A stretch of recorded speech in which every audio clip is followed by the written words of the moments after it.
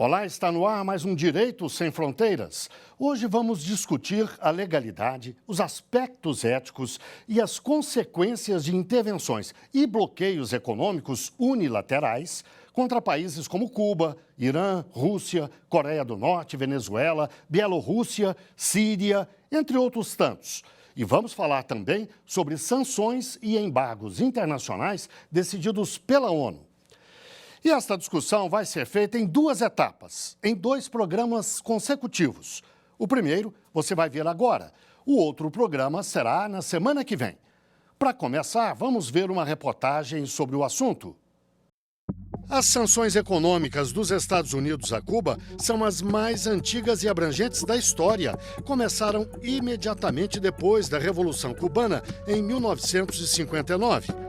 Dessa época até hoje, as relações entre os dois países envolveram a crise dos mísseis, tentativas de assassinato de Fidel Castro, uma invasão fracassada e a ampliação do embargo. Os mais de 60 anos de sanções travaram o desenvolvimento da ilha e privaram os cubanos de bens, comida e remédios. Mas o país resistiu e o regime se manteve de pé. Todos os anos, desde 1992, a Assembleia Geral das Nações Unidas aprova uma resolução que exige o fim do bloqueio. A Venezuela, detentora das maiores reservas mundiais de petróleo, é outro país latino-americano que sofre sanções dos Estados Unidos e seus aliados.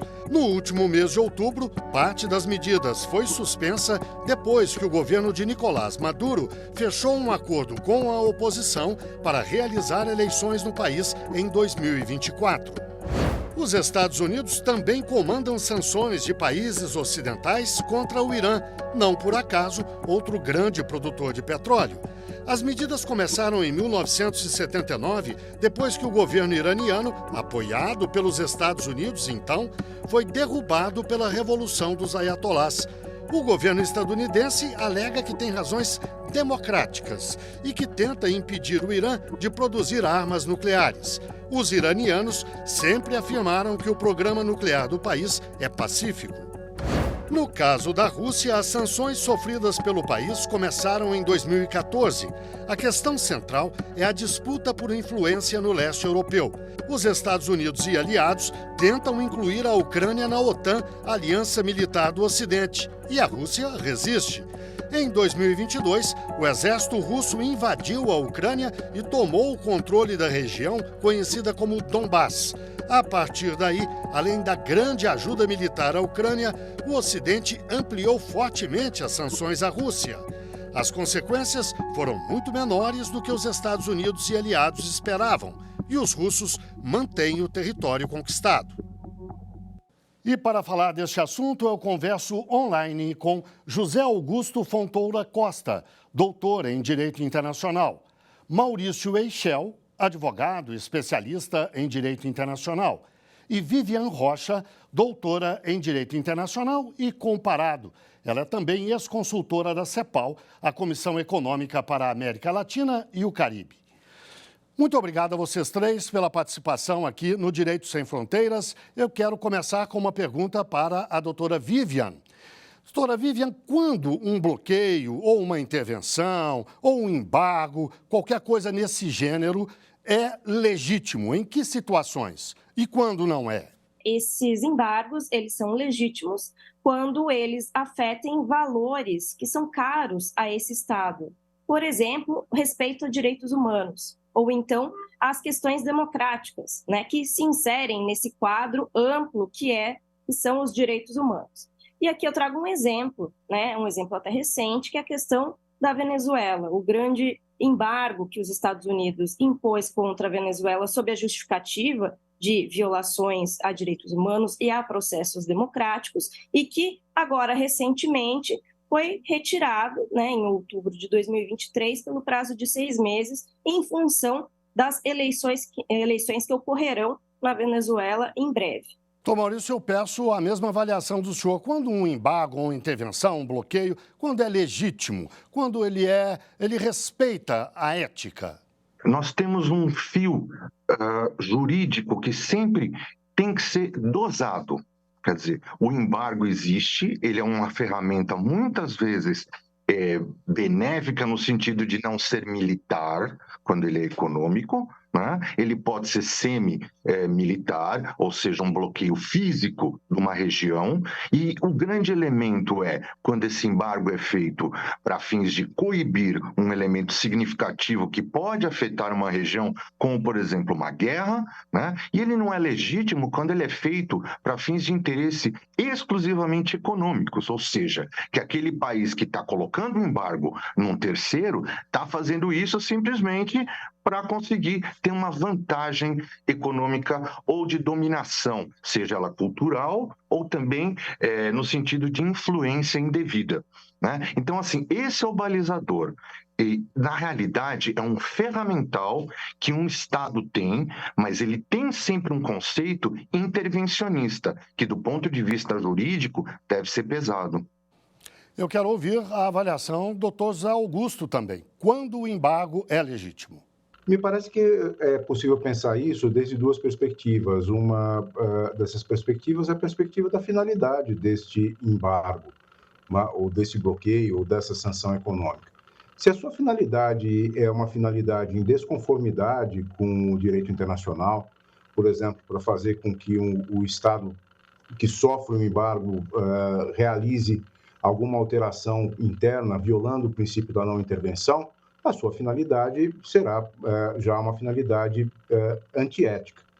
Por outro lado, do ponto de vista da dimensão dos efeitos que se alcança, tudo aquilo que passa a afetar populações vulneráveis, passa a afetar os direitos humanos, passa a afetar a vida de pessoas que não conseguem resistir às dificuldades resultantes desse embargo, desse bloqueio, também nós passamos a contestar até que ponto é aceitável este prejuízo a essa população em razão de outras finalidades que podem ser finalidades muito positivas, podem ser finalidades lícitas, mas às vezes o excesso do meio, uma razoável desproporcionalidade, como o direito nos ensina, a desproporcionalidade não é coberta pela forma jurídica, pela forma legal e, obviamente, pela forma ética de fazer as coisas.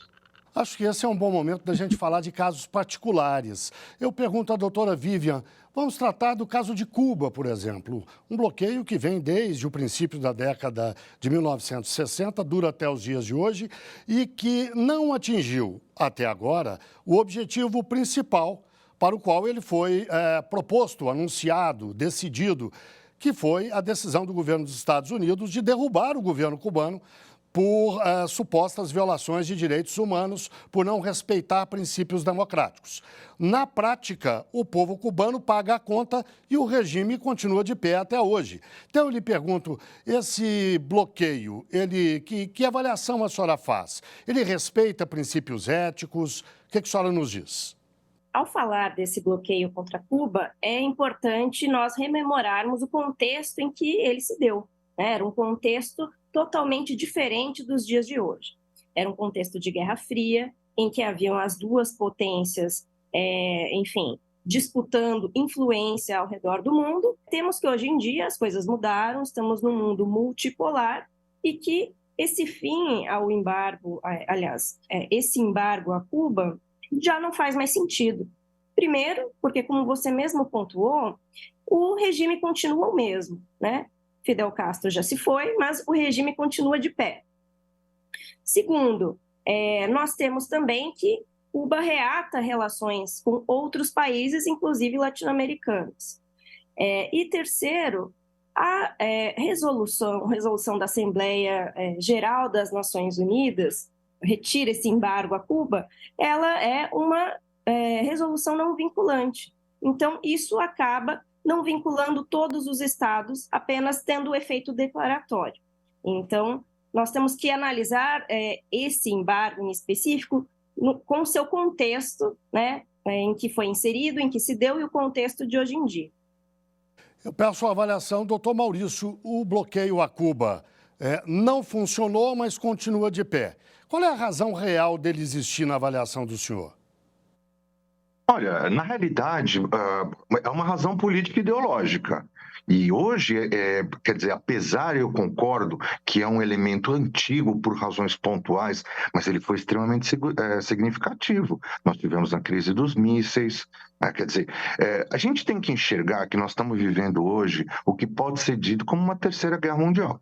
Hoje nós temos ainda aquele país chamado Rússia atual que invadiu seu vizinho Ucrânia, tentando justamente qual é o plano do Sr. Putin? É reconstruir a antiga União Soviética e exercer a sua influência política internacional. Ou seja, a gente tem que entender que é algo que continua latente, tanto é que hoje o mundo está em guerra. Nós temos duas frentes muito significativas. Nós temos a Ucrânia, que é um país que está com um grande percentual do seu território numa guerra terrível. E agora tivemos também essa situação de Hamas, que nada mais é, isso é fato, que é um proxy de quem? Do Irã, que por sua vez tem uma relação com a Rússia muito significativa. Quer dizer, foi uma maneira de estar abrindo frontes para tentar manter essa hegemonia e esse poder internacional. Quer dizer, o embargo tem um sentido em tentar coibir um elemento de guerra que está desestabilizando o mundo.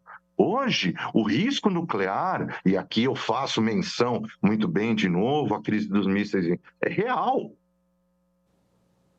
Bem, eu acho importante a gente falar da Ucrânia, da situação no Oriente Médio, mas eu queria insistir um pouco mais na questão de Cuba com o doutor Zé Augusto. O bloqueio, acho que é o termo mais adequado, dura 40 com 23, 63 anos, por volta disso, 60 e poucos anos, não atingiu seus objetivos e continua de pé. E Cuba não parece oferecer qualquer tipo de risco para os Estados Unidos. A crise dos mísseis já passou, foi lá em 1961. Né? O Cuba não exporta seu modelo político como aconteceu de fato na década de 60. O que justifica? Porque se dissermos, é porque os Estados Unidos querem promover a democracia em Cuba, é porque não faz o mesmo na Arábia Saudita, que é um governo autoritário aliado dos Estados Unidos. Lá eles não propõem o bloqueio. Então eu lhe pergunto, qual o sentido de se manter o bloqueio a essa altura, inclusive depois de dezenas de condenações nas Nações Unidas? Essa questão, Guilherme, é uma questão muito interessante. A gente deve lembrar algumas coisas importantes. Em primeiro lugar, que o embargo americano a Cuba ele é um embargo unilateral. Quer dizer, os Estados Unidos embargam as relações comerciais e financeiras com Cuba. Não obstante, isto tem um impacto muito amplo, porque, por exemplo, cidadãos americanos e empresas americanas em qualquer lugar do mundo não podem realizar comércio com Cuba, sob pena de perderem, enfim, terem ativos congelados, perderem posições e até mesmo, no caso das pessoas naturais, das pessoas físicas, estarem submetidos a sanções penais. Por outro lado, mesmo países que nada têm a ver com isso não podem, por exemplo, realizar transações com Cuba que envolvam pagamento em dólar, pelo menos que passe pelo sistema SWIFT. Então, quer dizer, é um embargo unilateral, mas que tem um efeito multilateral extremamente significativo. Sem contar que a restrição da viagem de pessoas a Cuba, que obviamente é para os cidadãos americanos, acaba, ainda que de uma maneira informal, afetando todo mundo. Porque a gente tem que esconder os vistos que a gente tem para ir para Cuba, né? Na verdade, eles vêm num papelzinho separado para não perder o visto americano depois. Dito tudo isso, que é um aspecto muito complicado do embargo americano, e por isso que tem oposição, a gente pode entender a questão em dois pontos também. O que é o real objetivo e o que é a justificativa. A justificativa que se dá até hoje é que Cuba não pagou pelos bens de americanos que expropriou em relação à Revolução. Quer dizer, propriedades rurais, propriedades urbanas, hotéis, facilidades que pertenciam a cidadãos americanos, não foram pagas pelo governo cubano, foram expropriadas sem a devida reparação, e isso seria uma razão para a manutenção desse bloqueio até hoje. Essa é uma justificativa. A verdadeira razão é o fato de que a Flórida é um swing state, é um estado extremamente sensível no sistema eleitoral americano, E a chamada comunidade cubano-americana tem uma força política e eleitoral muito significativa. Então, nenhum governo americano se arrisca a levantar o embargo contra Cuba, porque a sanção do ponto de vista eleitoral, quer dizer, a perda do estado da Flórida, muito provável numa eleição, ela seria muito difícil de suportar, seja por democratas, seja por republicanos. Então, é uma razão das mais ilegítimas que existem, das mais antiéticas que existem, para a manutenção deste bloqueio, que, como a gente sabe, só faz sofrer uma população cubana bastante vulnerável. Doutora Vivian, o doutor Zé Augusto lembrou que este é um bloqueio unilateral. Bloqueios unilaterais são admissíveis? São legítimos? Não deveriam ser conduzidos sempre pelas Nações Unidas, por, digamos, um colegiado muito mais amplo, para que ganhassem representatividade e legitimidade? Mas eu vou pedir que a senhora responda daqui a pouco, logo depois do intervalo. O Direito Sem Fronteiras faz, portanto, uma breve pausa e volta já já.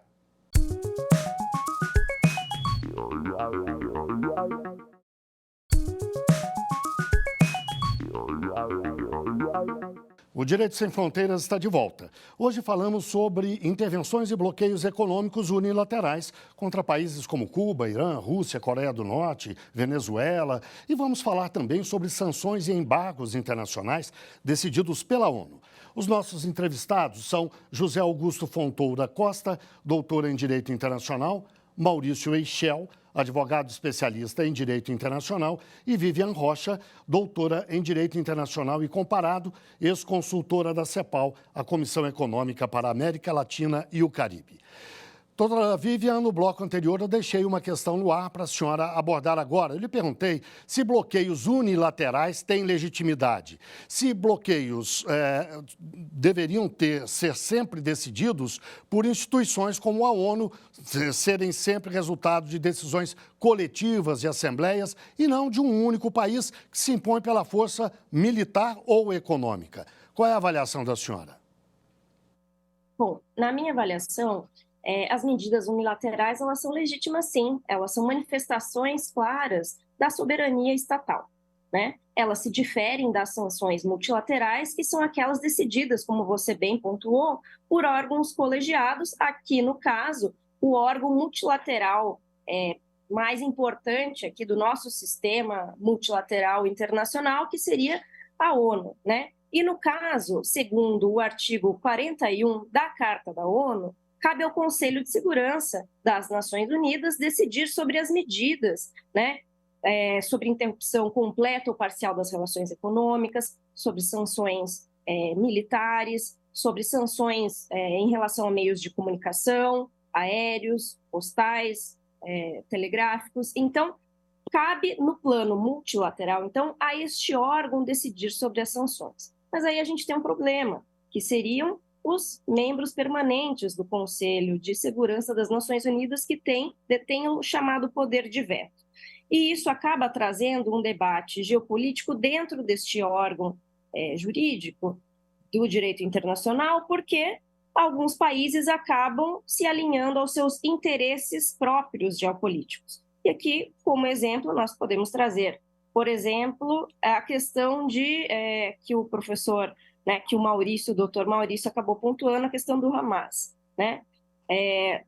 Custou muito a uma aprovação de uma resolução pelo Conselho de Segurança em relação a essa questão de Israel e Hamas. Por quê? Porque Estados Unidos se alinha a Israel e vetou, por exemplo, a proposta brasileira que foi levantada à época, em outubro, quando o Brasil estava presidindo este órgão. Além disso, a questão da guerra da Ucrânia também acaba sendo muito relevante aqui, tendo em conta que a Rússia, o país agressor ao território ucraniano, tem esse poder de veto dentro do Conselho das Nações Unidas, do Conselho de Segurança. Então, isso acaba também minando uma aprovação de uma sanção multilateral contra este país agressor. E, trazendo aqui um elemento a mais, a questão da China estar muito alinhada à Rússia. A China também detém este poder de veto. Então, mesmo que a Rússia não o detivesse, a China poderia atuar vetando uma resolução que impusesse bloqueios ao Estado russo, à Federação Russa. E na questão dos embargos, né, dessas sanções unilaterais, as mais relevantes que nós temos hoje em dia são na questão da guerra da Ucrânia, as sanções da União Europeia e dos Estados Unidos contra a Federação Russa. E aqui eu trago como exemplo bloqueios na importação e exportação de produtos, tanto produtos bélicos quanto produtos químicos, por exemplo, que são relevantes tanto para a produção de armas quanto para a agricultura russa. Também temos a questão das sanções unilaterais financeiras, né? A proibição de, por exemplo, transações no sistema SWIFT, que acabam afetando não só o comércio da União Europeia com a Rússia, mas todo mundo, porque isso acaba afetando, poderia afetar também o comércio de uma empresa brasileira com a Rússia que passe, né, por um banco europeu, né? Ele não poderia, essa transação acabaria sendo obstruída. E também nós temos as sanções contra oligarcas russos ou a população russa, né? Isso acaba sendo uma forma de pressão para que a elite afetada por esse tipo de bloqueio pressione o seu governo também. Tom Maurício, no caso do Oriente Médio, o conflito que nós vemos hoje na Palestina, cabe algum tipo de sanção? Eu lhe pergunto, no caso de Israel, Israel é um Estado. Digamos que fosse o caso de ser sancionado, é um Estado, isso é mais fácil de ser entendido. No caso do Hamas, ele é uma entidade que nem tem uma vida política nos padrões ocidentais, por exemplo. Tem um outro tipo de organização, exerce o poder de uma forma diferente e tem, inclusive, atividades clandestinas. Como é que se sanciona um grupo desse? Cabe sanção contra o governo de Israel ou contra o Hamas? Se sim, como fazê-la e em que medida? Muito bem. Existem uma série de sanções, tanto contra um ou contra outro país, que podem ser feitas. Existem aquelas que são promovidas perante a ONU, perante o Conselho de Segurança, algumas são aprovadas, outras não. O que é isso? São justamente os países se posicionando com relação ao conflito. E aqui volta novamente o quê? Política ideológica e alinhamento internacional.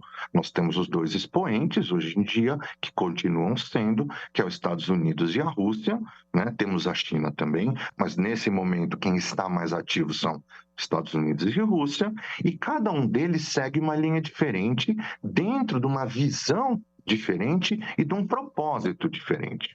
Muito bem, existem países que entendem que quando uma população específica, apesar de não ser considerado um Estado, é um ente com capacidade governante, ou seja, o Hamas é efetivamente, ou era até ontem, efetivamente os governadores efetivos da área chamada Gaza.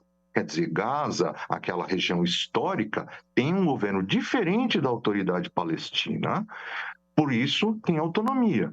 E tendo autonomia e tendo exercício de poder político e, lamentavelmente, de atividades clandestinas, ele pode ser investido de sanções diversas, inclusive militares. É o que está acontecendo agora, onde um determinado país sentiu a sua soberania e seu povo sofrendo o que eles chamam de um atentado terrorista, né? O direito de um país a se defender também. Esse é um primeiro direito. E junto com o direito de se defender, vem as sanções, porque o que acontece? Um conflito ele é multifacetado. Quer dizer, ele tem a sanção armada, bélica, que é algo que nós estamos vendo, que pode ser entendido de acordo com a sua linha ideológica como mais ou menos correto, né? Isso varia, por isso nós vamos ter sempre as duas frentes, né? Por outro lado, existem também os bloqueios econômicos e bloqueios históricos, porque a gente tem que entender que muitos bloqueios, eles são como se fosse algo que vai per si sufocando aquele país. Quer dizer, com o passar do tempo, se vê o quê? A proibição de atividades, exportação, trânsito internacional. Quer dizer, esses são bloqueios de longo prazo, né? E na realidade, então, o que nós vemos? Nós vemos a situação dos países do Oriente Médio. Aqui a gente deve falar do Irã, né? A gente pode falar um pouco da Síria recente, nós podemos falar de uma série de países, inclusive a Rússia, que agora é o país que está sofrendo mais sanção. Mas a razão reconhecida internacionalmente é porque ela cometeu um ato de guerra. E um ato de guerra, pela sua própria natureza, ele é ilegal. Ele é considerado ilegal e aqui a gente vem para a Convenção de Genebra.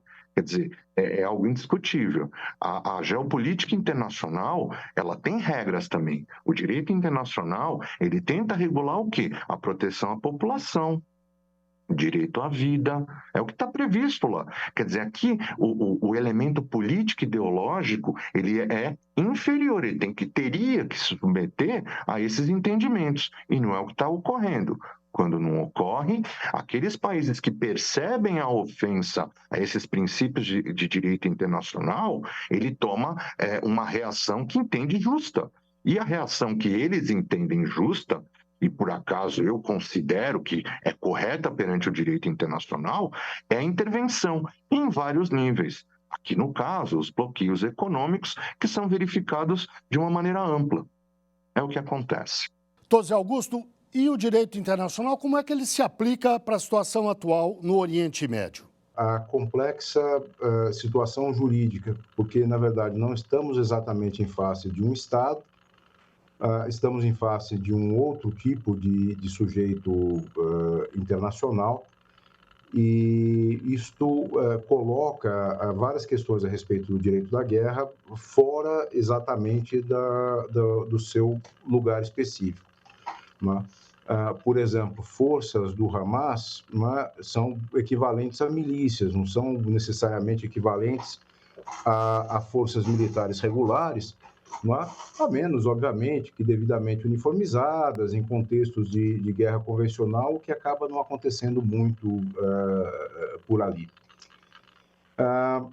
O que nós observamos no momento são um bloqueio efetivo exercido por Israel e pelo Egito sobre a faixa de Gaza, já que ninguém entra, ninguém sai, nenhuma mercadoria entra, nenhuma mercadoria sai, e isto numa posição bastante tensa,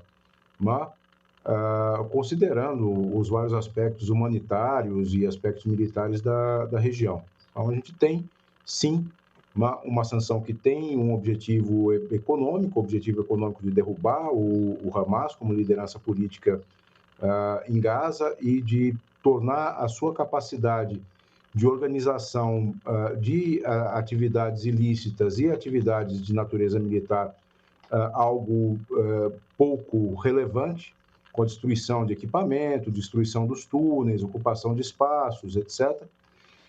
E, por outro lado, a gente não identifica nada de muito novo em relação a Israel. Israel já tem aspectos de sanção econômica impostos por outros países do Oriente Médio, que inclusive sequer reconhecem Israel como um Estado. Enfim, eu imagino que fora de um contexto de sanções multilaterais que envolvam, de alguma maneira, a relação direta de Israel com os Estados Unidos, com Rússia e possivelmente com países da Europa, não é possível ter sanções econômicas muito efetivas. E a gente precisa se lembrar que Israel é um Estado que se prepara para uma situação de bloqueio, que se prepara para uma situação de sítio desde há décadas. A existência de uma agricultura funcional num país de solo desértico como Israel nada mais é do que uma parte de uma política de defesa que considera a possibilidade do isolamento, inclusive isolamento territorial de Israel, como uma forma de defender a continuidade do Estado judeu. E, nesse sentido, não é muito fácil criar medidas econômicas que tenham um grande efeito sobre Israel. Bem, doutora Vivian, doutor Maurício, doutor Zé Augusto, esse tema é muito interessante. Nós vamos continuar com ele na semana que vem, mas o programa de hoje chegou ao fim. Portanto, eu quero agradecer muito a participação de José Augusto Fontoura Costa, doutor em Direito Internacional, de Maurício Eichel, advogado especialista em Direito Internacional, e de Vivian Rocha, doutora em Direito Internacional e Comparado, ex-consultora da CEPAL, a Comissão Econômica para a América Latina e o Caribe. E muito obrigado, claro, a você que nos acompanhou. Não deixe de seguir a nossa programação no site da TV Justiça. Estamos no YouTube, Instagram, Twitter, Spotify. É só digitar lá, @Rádio TV Justiça, que você encontra o nosso conteúdo. E até o próximo programa. Não se esqueça, na semana que vem, vamos aprofundar um pouco mais essa nossa conversa sobre bloqueios econômicos. Até lá.